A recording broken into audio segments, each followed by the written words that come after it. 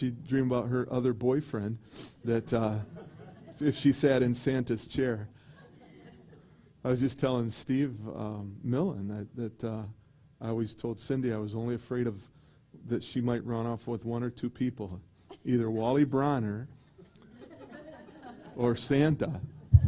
And Wally died, so I figure I've only got Santa for competition now. So if you hear of anybody being shot at Christmas, you'll know who did it. And I got to sit in, Santa's chair at Bronner's, so I have that a was picture of her awesome. sitting in Santa's I chair. kind of snuck in there and sat in there. She went behind the red rope. Don't forget to release the kids. Release the kids. Well, some of The, the kids I think are going to the junior high and up, I believe, are going to stay in. if So they want to. If there's little ones that want to go in to the class, it's kind of, some of the teachers were hoping to be able to stay in. So the little ones can go into Michaela and Miss Pat's class. How many want to go? You want to go? Too bad. You're part of this. Can you go too? Oh, I don't know. You'd be too much trouble. here's your sheet. I wrote down prompts, and each one's only about a 10-minute prompt, and there's 2 pages. Oh, So boy. No, it's really not. it's not. I wanted to start out with this. If you have your Bibles, turn to Psalm 107. And the kids honestly can stay in here. I have no problem with that. But if for some reason they need to go out, then we can make that arrangement too. So Psalm 107. I'm preempting our discussion today because I don't want anybody to misconstrue what we're going to do today. I'm not into self-promotion. I don't believe it's biblical. I believe that if we humble ourselves, He does the rest, and it says at the right time. And I'm not here trying to make a big story out of this to do. My heart's desire today is to make a big story out of Him. And so I chose this 2 verses in this chapter, 22 and 32. Psalm 107, verse 22 says, nope, hang on.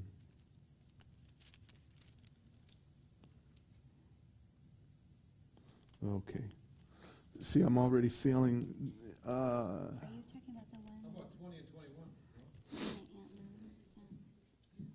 Where He sent His word and they were healed?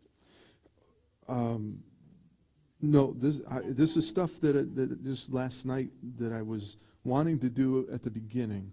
And maybe that's part of what God's allowing to happen here, because it shows my failures and not my abilities, okay?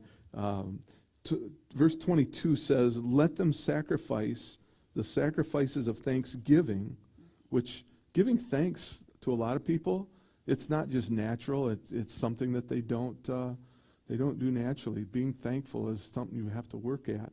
But let them sacrifice the sacrifices of thanksgiving and declare His works with rejoicing. And verse 32 says, let them exalt Him also in the congregation of the people and praise Him in the assembly of the elders. And a couple just perfect verses. If you want to stay in Psalms, we'll just in a little while here go to Psalm 34.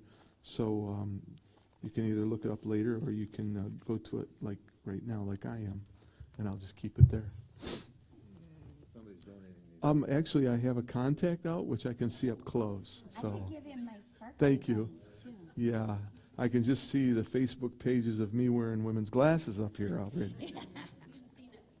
Yes. I know.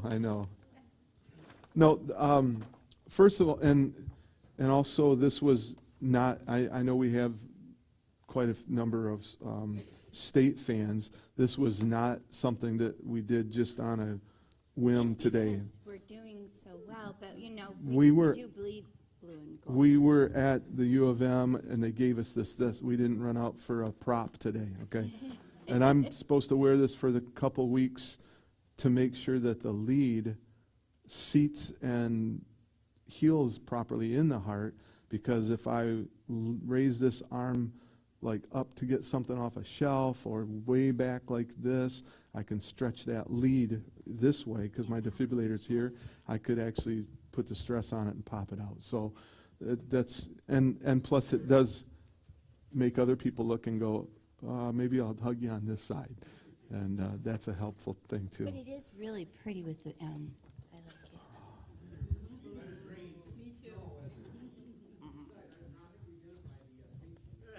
Ah. Wouldn't that be funny though if this was green and had a yellow M on it?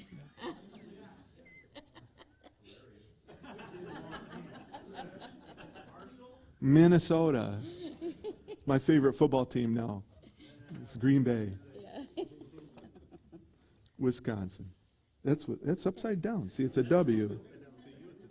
It's a W to me. That's why I wore it No, this it's an way. M. All right. So as would be very typical, everything starts out the way that you exactly did not plan it.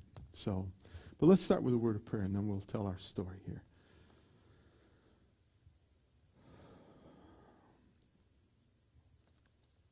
Precious God, we come to you today with hearts full of thanks,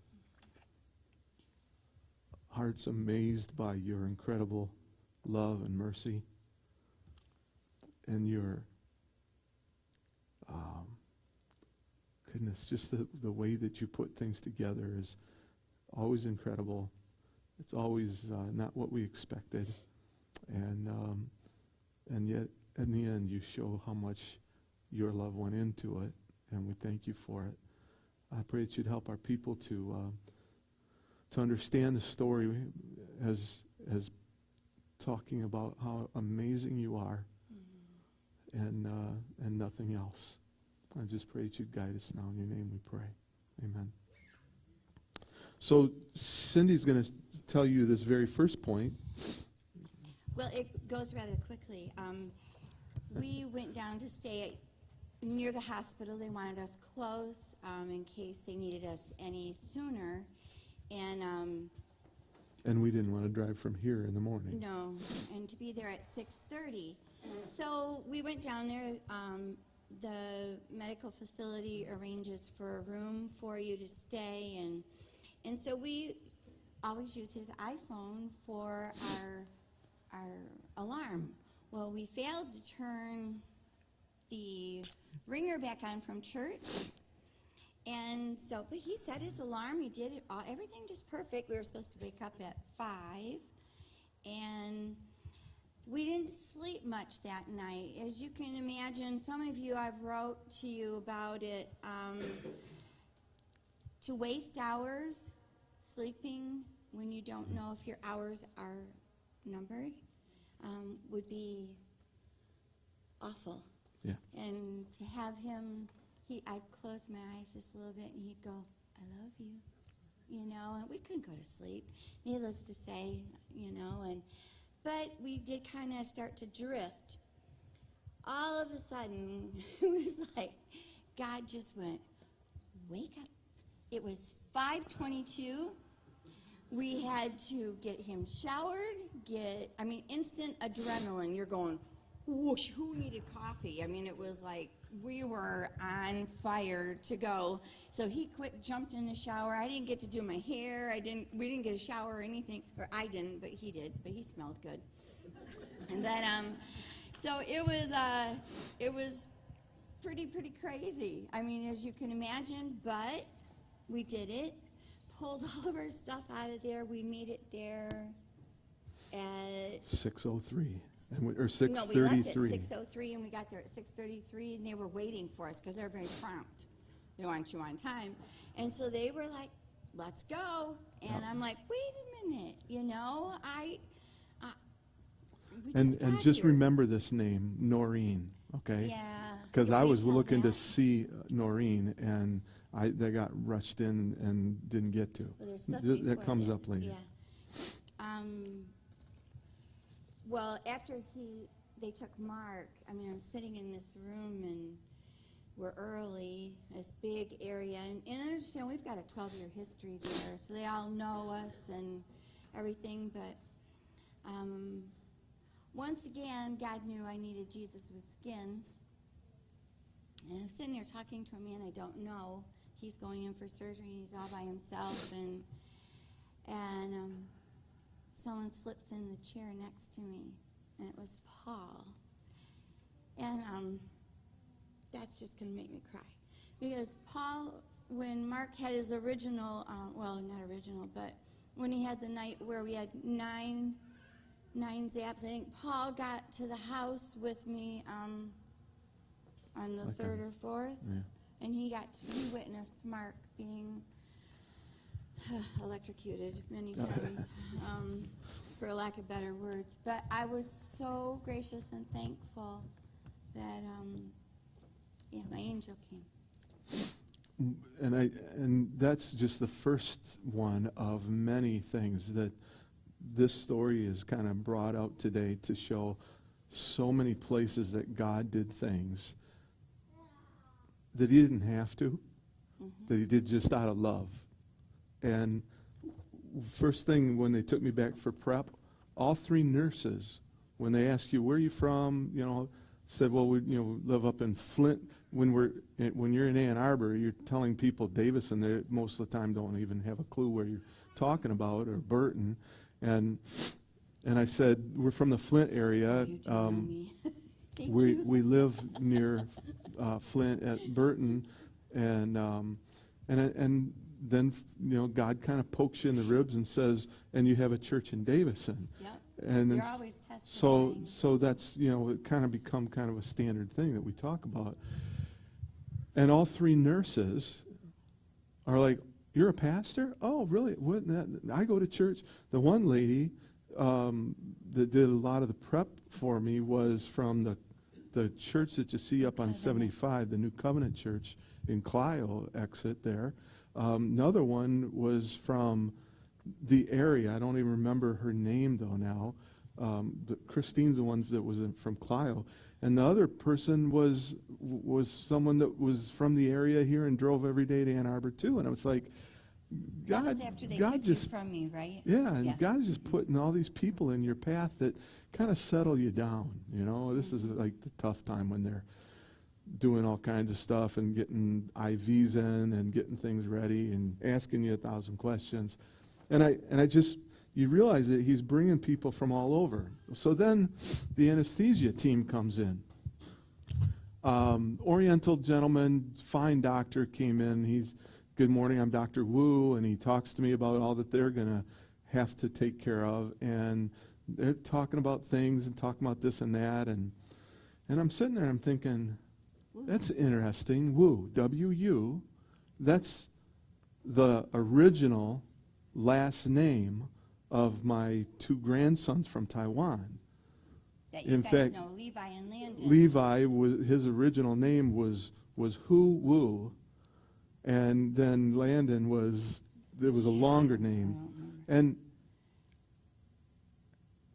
it was just weird because I said, you have an interesting last name. I have two grandsons that we adopted from Taiwan that their last name was Wu. And he goes, I'm from Taiwan. It's like, that's interesting. Now, we didn't go into the where do you live? Because I don't have a clue where they were. They were in an orphanage, I think, it wasn't even Taipei. It was I don't know. It I was just a- know it was called Jonah's house. But anyways. Jonah's house. But little things. And then Dr. Halsey, story that some of you knew, back in May when they replaced my defibrillator, I went in there thinking that everything was set. You no questions, no nothing. You just go through the surgery. And they got me in there, and the first thing that they do is this guy comes in, and he's got Aggressive. two interns, and he's kind of boisterous, has a loud, deep voice, and he's like, "So what are we going to do today?" And I said, we're replacing my defibrillator." He goes, "Well, you have 3 choices." No. No, I didn't know that. Yep, you could either just replace the defibrillator, or we can take out your old lead, put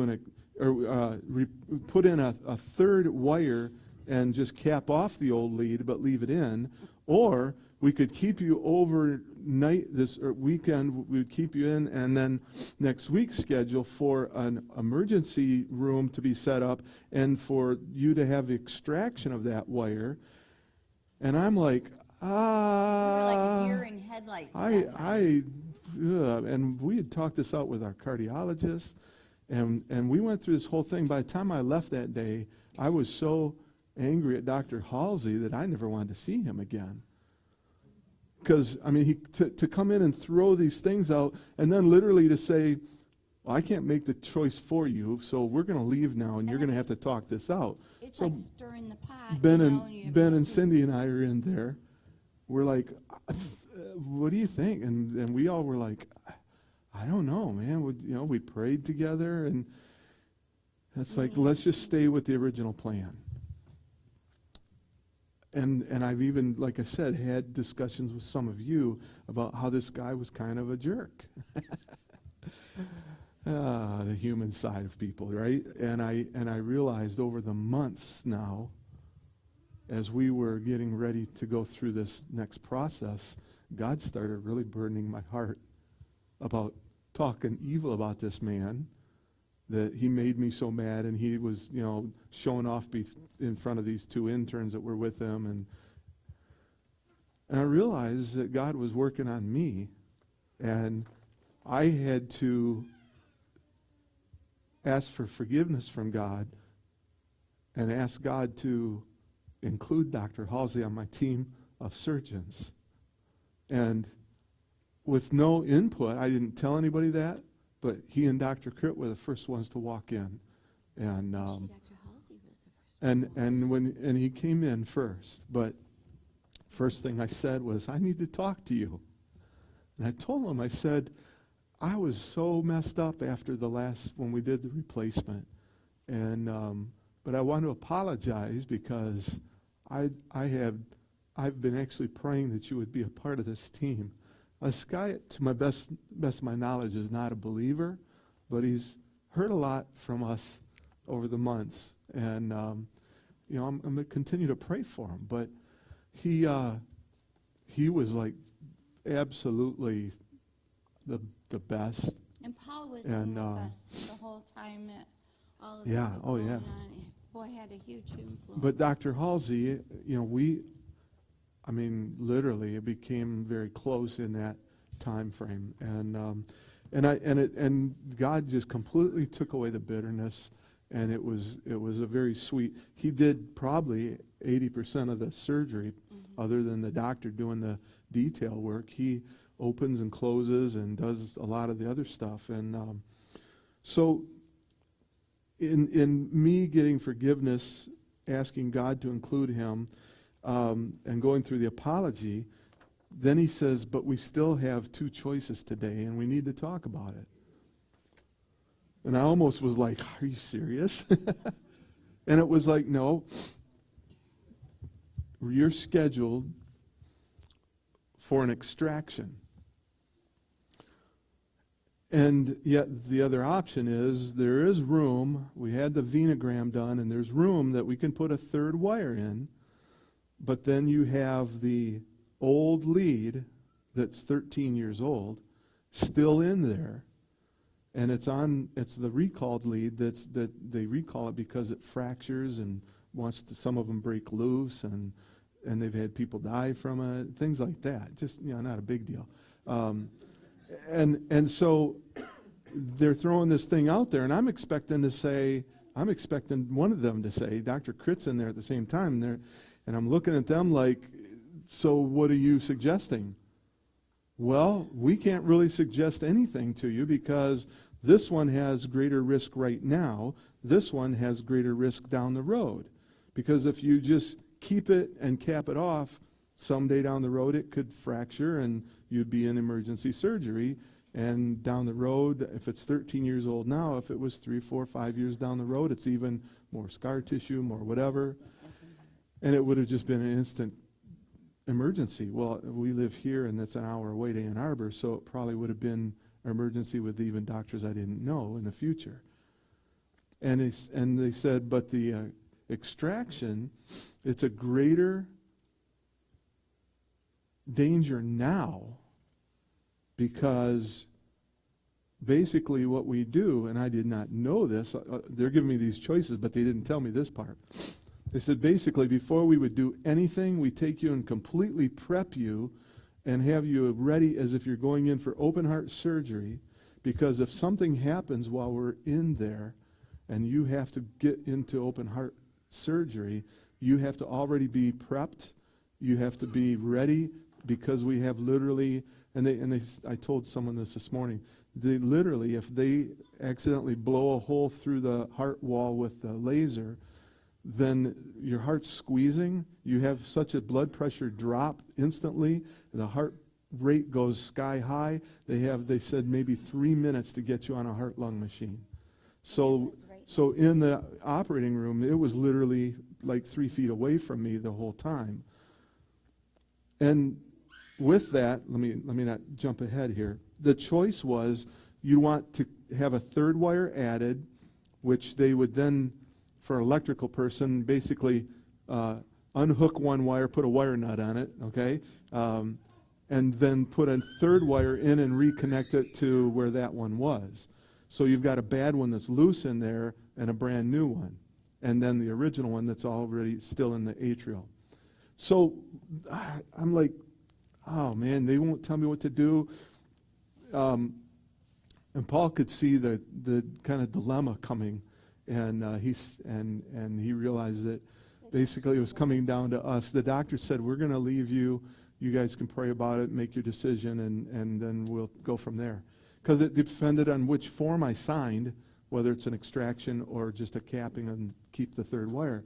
So the doctors leave. Paul says, you know what, I want to pray over you guys, and then I'm going to let you guys discuss this. And so he did.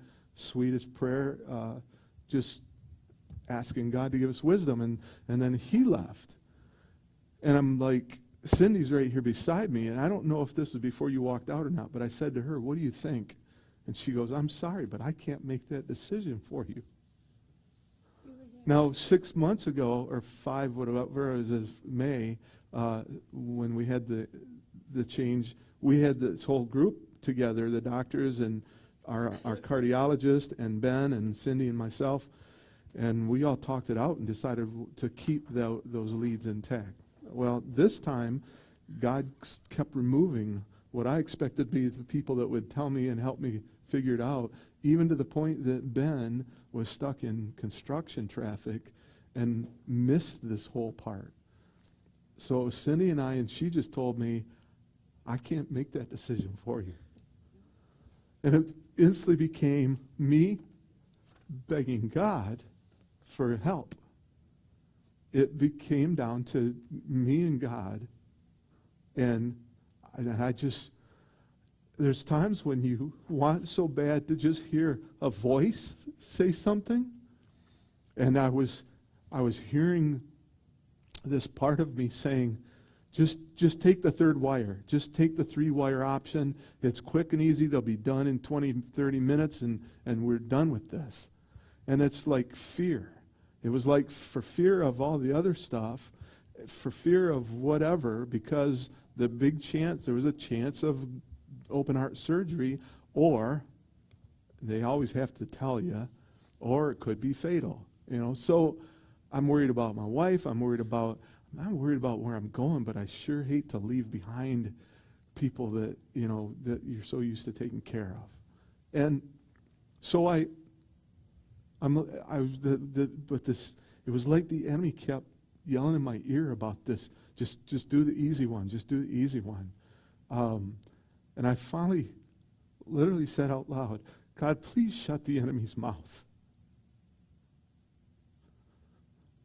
And I know that many of you understand when you talk about God's impressing you. Because you don't hear some verbal voice, but you sure can get a prompting from him and an understanding in your heart and a peace that follows it. When he says, and it was just as plain as day, that he said, do you trust me? Do you trust me? And I realized the choice was 3 wires because of being fearful, 2 wires in trusting God. Taking the third one, which was already a bad wire, out and removing that from the future as a tool for the enemy to mess with. And so 2 wires, and meaning an extraction, which meant possible open heart surgery. I mean, these are the things my mind is like, yeah, and if open heart, and I looked at her at one point and said, but what about you? What if something Everybody was happened? back in the room at that point. That was just before they Yeah. rolled me out. But, I mean, my heart was so concerned with leaving her behind if that's what God chose. So in all of that, it came down to, yes, go to Psalm 34, and we'll finish this part. Because it came down to fear versus trust. Fear versus trust. The 3-wire had way more potential for trouble later because you had a wire that was already in hundreds and even thousands of people has fractured and had to have emergency extraction. There's over 277,000 people out there that had that lead inserted in their body at some point, and there's all kinds of issues out there that are still happening. So, Psalm 34:4 says, I sought the Lord, and he heard me and delivered me from all my fears. And that's what the battle was fear versus trust. Fear of going through a little bit more difficult surgery and not trusting God would take care of it, and finally come to that point where it's the wrong thing to have that bad wire left in there.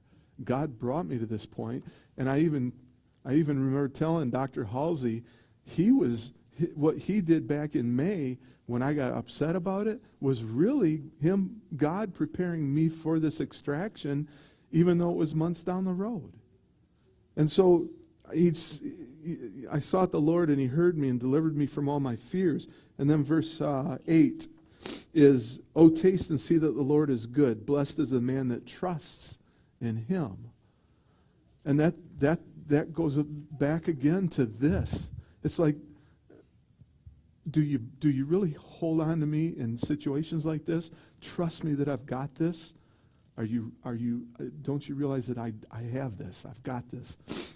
Is there anything too great for God? Do you make a choice that God goes, oh no, now he's going to die and I don't have any way to change this? No. And so the decision was made. I signed the paper. Everybody instantly was, and Ben got there right about that time when it was too late for him to make a decision. You're here. I'm there? Okay. That's why Yes. I reminded you of the scripture. Good, thank you. So they wheeled me out and gave me some kind of happy cocktail juice in my IV that I don't remember a thing. I woke up with all kinds of like bruises on my 9 wrist. IVs. I had IVs here, IVs here, IVs here, one in each groin, They one in the didn't want to arm. know that. TMI, sorry. Because he was prepared for They open heart. said if they couldn't get the one in properly, they would have had one in my neck, Stephen. So yes, thank you for reminding me about that. But the bottom line is, they are prepping you for if you're having open heart surgery, because it's like option B, plan B. And if option A goes bad, it can be a hurry, because when they went in to do the extraction, You're getting ahead. okay. Why don't you fill in the blanks here for me while I clean up? Oh, Okay, well, I'm going to jump in then here. While we got dismissed to go out in the waiting area, Paul and I and Ben, my mom and my sister had arrived, and I had been praying all along that this one lady who has worked with us through all of our surgeries there, her name is Noreen, That's the one, yep. and The history there goes back a couple years, too. quite a few. And she's always praising God. Here is this secular hospital and praising God openly, singing hymns. She's a black lady. I love her. Wonderful lady. We saw each other and it was instant, you're here, and No, goes, she was, why are you here? And I told her, and she goes, all right. And she tries to stay pretty professional unless you're in a quiet area, and then, but she'd come over, like she doesn't know our last name. She'd go, last name? And I go, Wenzel. She goes, I will be giving you an update every hour and a half, and she did. She was awesome. She brought us all coloring books, which I think Michaela received one, didn't you? Did you receive coloring books yet? Okay, good. So, Is it like Mickey Mouse pictures? it's kind of a therapy thing that they do for everybody there. They just have so many volunteers. I can't say enough good about how you're treated. And then all the Christians we met it was just phenomenal. And So then the uh-oh moment. yeah, we were expecting we had our first update, and he was late because of, going in to get prepped. It took a little bit longer. It was like an hour and a half prep just to get ready for the Yeah. open heart surgery. And portion. then we were expecting it would be, I don't know, Paul, how many hours 3 before hours? we would hear? A long time. Yeah, The way they made it seem that it would have been 4 or 5 hours. yeah, and it was, what, Like an hour and a half. hour and a half, 2 hours? And they said, Dr. Critt wants to talk to you. And I was instantly, my stomach was in my feet. I mean, it was like, oh no. And nobody would say, of course, HIPAA laws, you can't say anything. And even Noreen, she didn't say anything. But we got in there, and here's this Oriental doctor that we have, Dr. Critt, and he's grinning from ear to ear. And he said, it was easier than what we thought.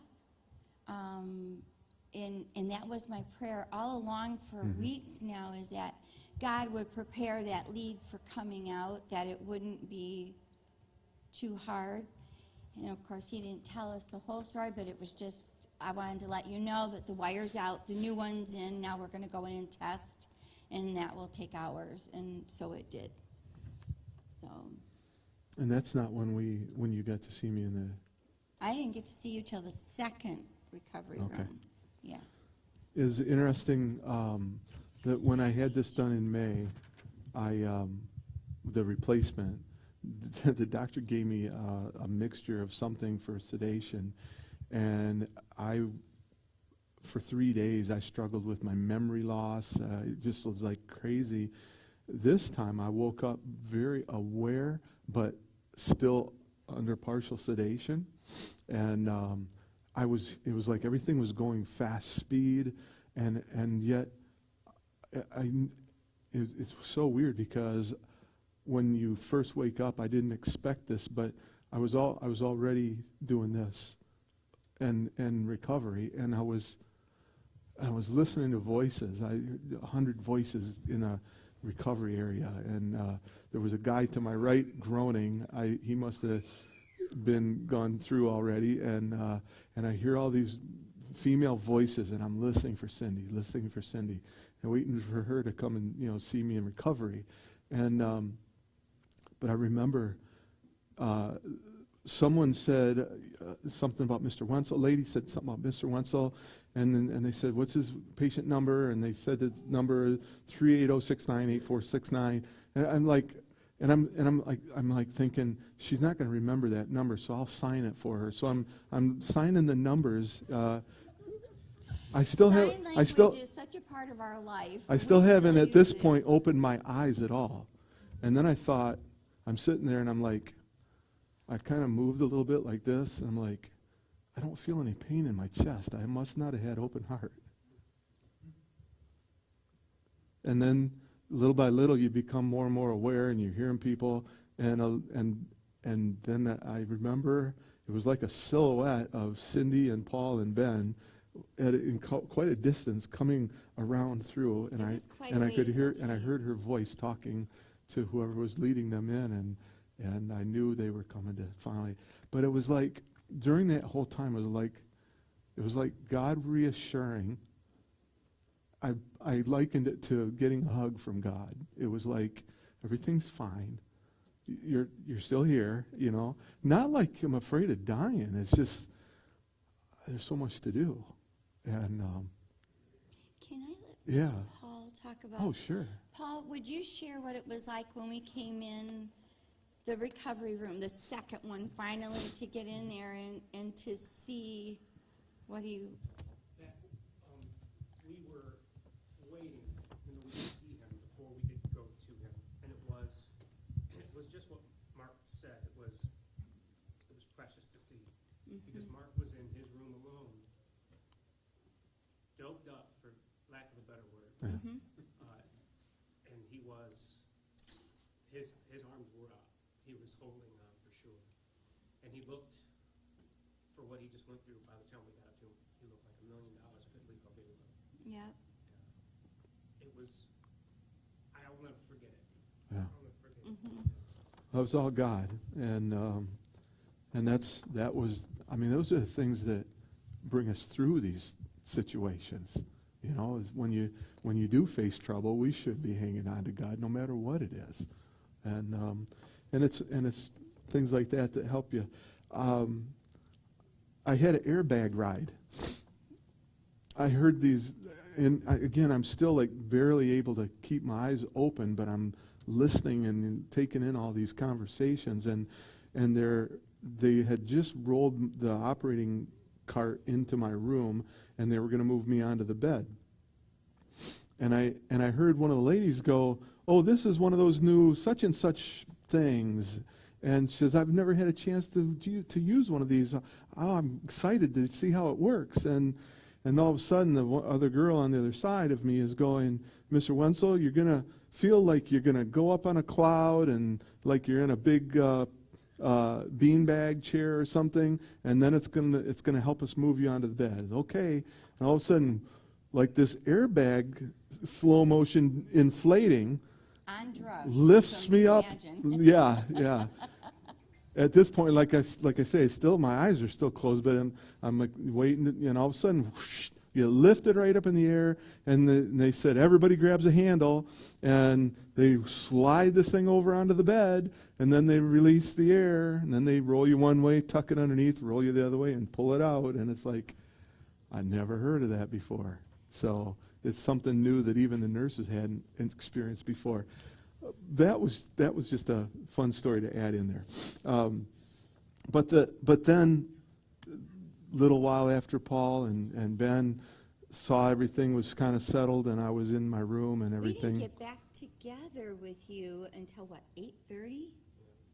Yeah, And then and both of them had work So the it was- next day. from 6:30 to 8:30 when we finally were all together, and yeah. And So the guys, so Paul was like, I gotta go, and about and 9:30, I think and it was. and she said to Ben, "Why don't you go with Paul?" And he's like, "Oh, no, maybe I'll go with Paul." Long day, They were and tired. he probably had this flash of Leah with 8 kids all taped up in a corner somewhere, and thought he better go It was home. Wonderful. So that night was kind of restless sleep. I'm not a back sleeper at all, but to sleep in one position and to have a lot of serious pain in this area, and I couldn't roll over, and it Oh, was, let me interject. yeah. This man, when you're on drugs, he was in recovery, and he goes, "Ben, it feels like you shot me with your AR in my shoulder." I'm like, Yeah, he said it loud. he said it loud, and I'm thinking, that's really not a good thing to talk about in the hospital. So I leaned over to him, I said, we're not going to talk about guns here, okay? So, ay, ay, ay. So that's why that one girl asked me those questions. Probably. When I was in that room alone before they came in, the nurse is going, I have to ask you these questions. I'm supposed to do it to all the patients, but I need to know, are you afraid of being hurt at all when you go home? Other than my son's guns, I don't know. I'm doing okay. No.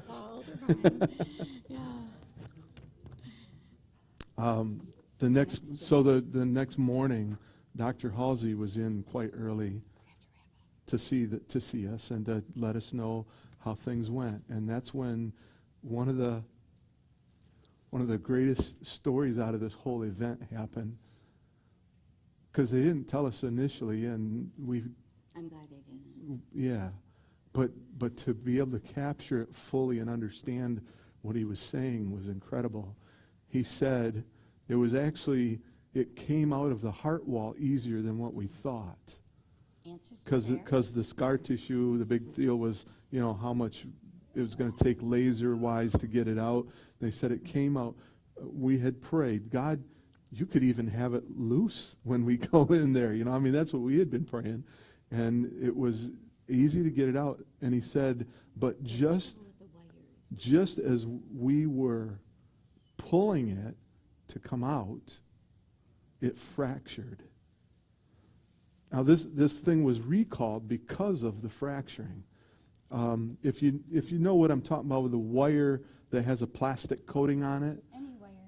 wires that are coated, that sheathing that's on the wires covers a strand of probably 20 plus little tiny wires. That's why it's flexible. If it was just solid copper, it would be like hard to bend. And so these multi-wire, little tiny wires that they have going in there, the sheathing, the plastic opened up and some of the wires broke and were sticking out, which is like the greatest danger of having that old lead in there. It fractured as they were pulling it out. And he said nothing broke off, so we were able to encapsulate it and pull it out within one piece. And it's like that was God's stamp saying, see, this is why I wanted you to trust me, because it wouldn't have been a good thing to have that still in there. And it was like, God does that. He gives you those I don't know, what? Well, he gives you the nudge, but it also, afterwards, he gives you something that's like, that was me. Yeah, it's like, and I wrote in here, it's like, but God. That's all I can classify it as. They were doing stuff, but God had wanted his fingerprints on this whole thing, not doctors. And so that's just one of those things. Almost anybody we talk to, we tell them about the fractured wire. Why? Because that's God. That's the reason why he prompted for the extraction and not the third wire being added. It was the reason that he told us to just trust. And he knew that now, and both Ben, I think Paul said it, and also Dr. Halsey said it. They said, now you go home from here today, you got no worries about that wire in there. If you had kept that wire in, it would have been there who knows how long, and you always would have been wondering, when is that going to be a problem? And so that's a huge thing. I wrote this next section so I could read it. First of all, Dr. Halsey ended up literally crying and hugging both of us. Well, actually shook my hand. You men know what a two-handed handshake is. When someone, it's very personal. When someone shakes your hand with their other hands holding onto your hand. And tears in his eyes, and was thanking us, and we were thanking God, and He gave me a bear hug big enough that he picked me up off the floor, and I was like, whoa. So, yeah. So to close up on this is, we watched as God brought person after person that knew someone we knew. That was Oh, Matt in radiation. our before- our youngest son, Matt, my youngest boy is Matt, and he was here back in July and visited with us here at church. And they said, you got to get an x-ray before you go home. All right, so we're just checking off what we have to do before we go. And go to radiation, walk in the room, guy goes, hi, I'm Matt, and I need you to stand over here, do this, click, took one picture, took another picture. And he said, okay, hop back on, because they roll you on your bed down there. And so I, as I'm getting on the bed, I said, have a good day, Matt. I remember your name because that's my youngest son's name. And this little tiny girl, she couldn't have weighed more than 100 pounds and about 5'1", comes running out of the glass area, you know, in the x-ray room. She comes running out of there, she goes, are you Matt Wenzel's dad? And I'm like, who are you? She's 20-something. She goes, he went to school with my brother Sean Coffey. He was a big defense guy on soccer. But the thing is, I mean, it's just God placing little things, people that are just a comfort. And so I went back all excited to tell Cindy about that, and and we called the boys, and they're like, I didn't know Sean had a sister. I said, well, she looks like she's in her 20s or maybe even early 20s, but they go, oh, well, she would have been 10 years younger than us. And then the anesthesiologist that didn't take care of me, he comes and he goes, I'm from anesthesia department and just wanted to ask you if you had any questions or how things went, any problems. And we're like, no, man, it was perfect. We just appreciate it. And he goes, where are you guys from? And, oh, we're from up around Flint. And she goes, we actually have a church in Davison. And he goes, my wife graduated from Davison High School. He says, we got married in the Baptist church 30 years ago, right up on the corner of Main Street and Flint Street. And like, our church is like 3 buildings from that church. And he goes, wow. He says, I grew up in Otisville. And now I live in Clio, and I go to, no, he goes, they live in Brighton. Brighton now, but They live in Brighton and go to a Evangelical Presbyterian church. And he was like, and he said, we got married in the church, but he says, my wife wasn't saved. She just wanted to always get married in a big church. So we got married there, but he said later on, I was able to lead her to the Lord. And just, you know, and we just talked about God and how awesome he was. We told him about the wire and, you know, so just God stuff all through the day. Psalm 34, verses 1 through 4 says, I will bless the Lord at all times. His praise shall continually be in my mouth. My soul shall make her boast in the Lord. The humble shall hear thereof and be glad. O magnify the Lord with me, and let us exalt his name together. I sought the Lord, and he heard me, delivered me from all my fears. And then I have one other that's flipped over. Psalm 105.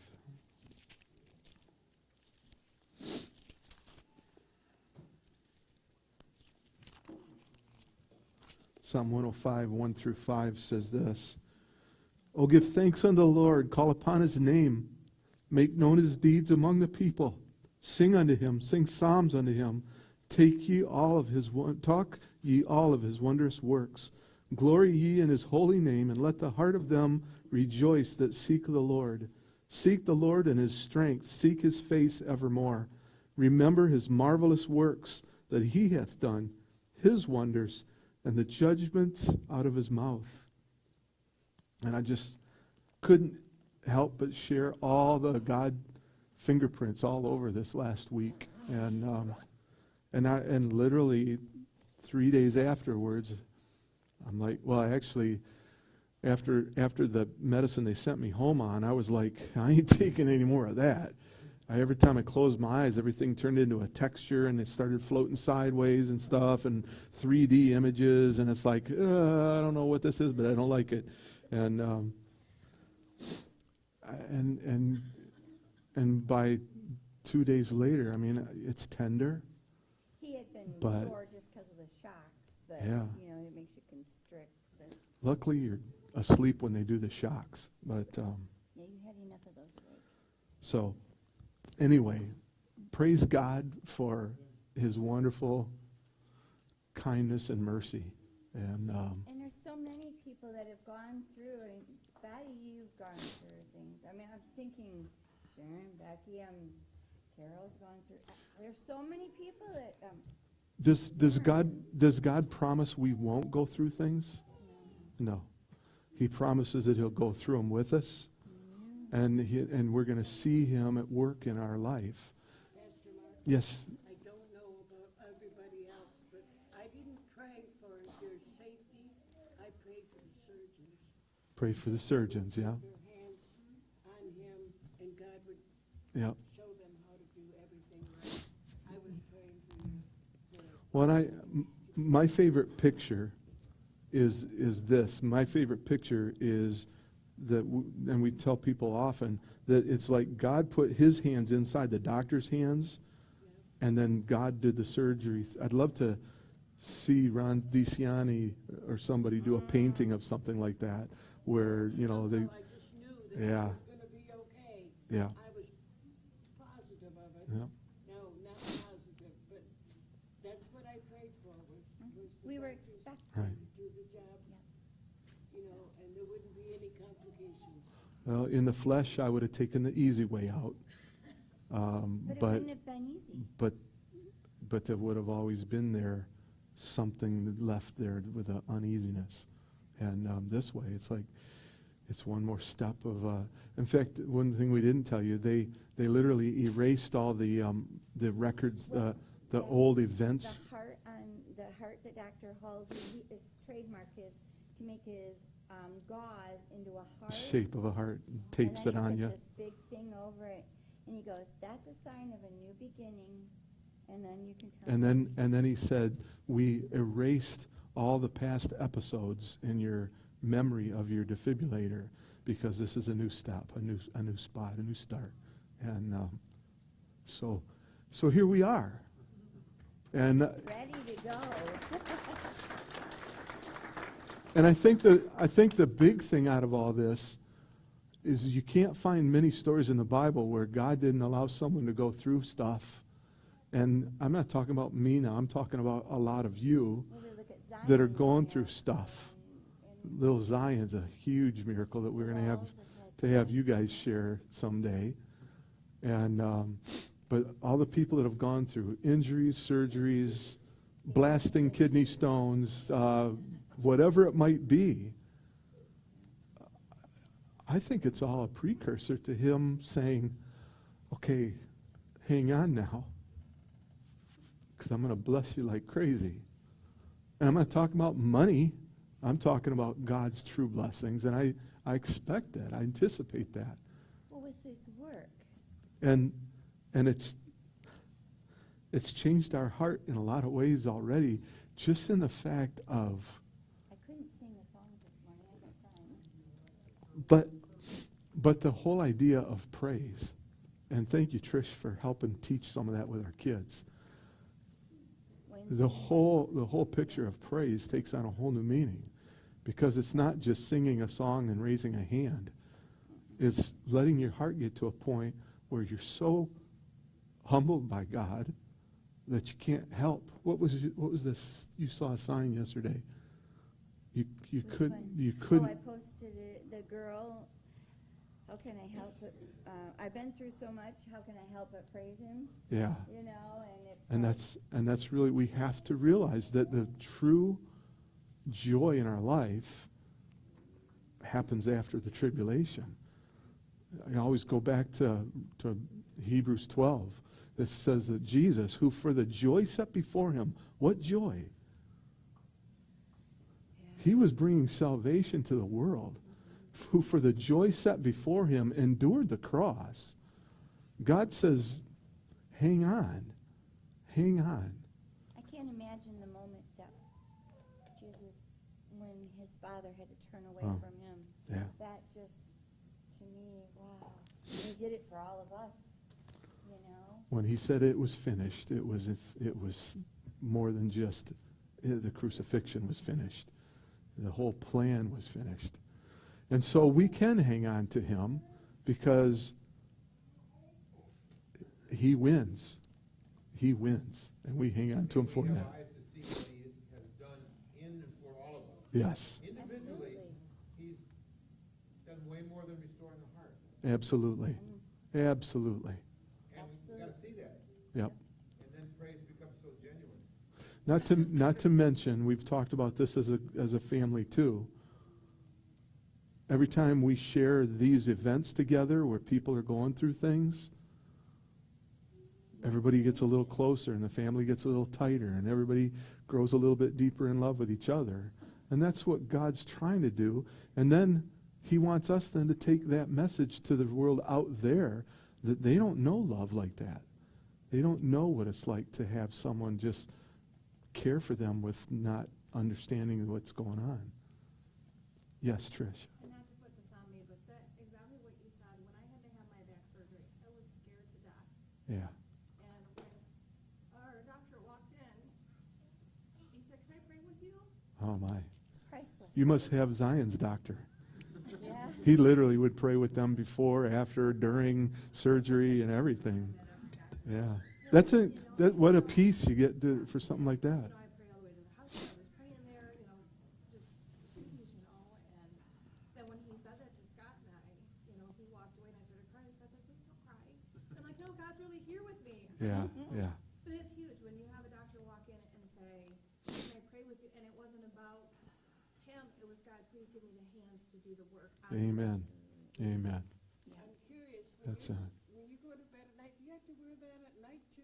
Yes, for a couple of weeks. That he does. Because otherwise I might roll over or my favorite way to sleep is with my arm under my pillow.